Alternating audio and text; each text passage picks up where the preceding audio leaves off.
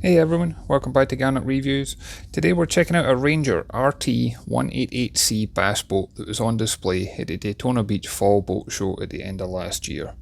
If I was in the market for a bass boat, I'd certainly put this one at the top of the list. She's extremely well designed and well spec'd out. She measures in at 18 feet 10 inches in length. She's got a beam of 92 inches.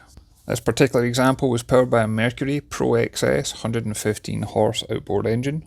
And there's a 22-gallon integrated fuel tank, giving you plenty of time on the water. So one design feature I like is that this has got an all aluminum hull construction. There is no wood anywhere on the boat, so you don't need to worry about rot anywhere down the road. Being aluminum, she's lightweight, so it's easy enough to tow behind most SUVs and pickups. This package is somewhere around £3,000 in weight. And this combination will allow you to hit top speeds close on 50 miles per hour in the right condition, but you're probably going to cruise somewhere in the mid-20s.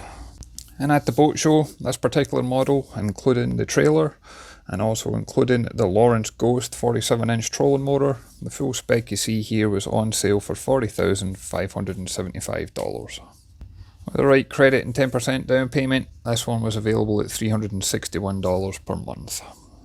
And I like the fact that this one comes with a Lowrance Elite FS9. This is a fish finder that's also got active imaging. And the sonar's so clear you can see everything that's underneath you before you ever cast a line in the water. But there's also another Lowrance Elite FS9 available on the bow, so that way when you're using a trolling motor, you've got the same access as if you were at the helm. And if I jump on board, there's different steps next to the wheel on the trailer. There's also the boarding ladder on the stern. But for a boat of this size, I was impressed with how much space there is, both for seating and also for standing. On the stern, we have got an aerated recirculating aft live well. And you'll find that they've tried to give as much storage anywhere they can, including under the console seats.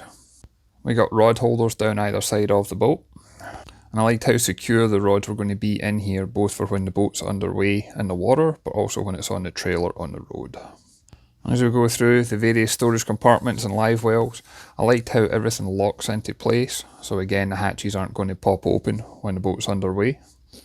And for most of these hatches, you can actually lock them with a key as well, so that way everything stays secure when the boat's not in use. And many of the bass boats today have all got carpeted decks. This provides anglers a greater stability and footing. And this one has got a very high quality premium feel to it.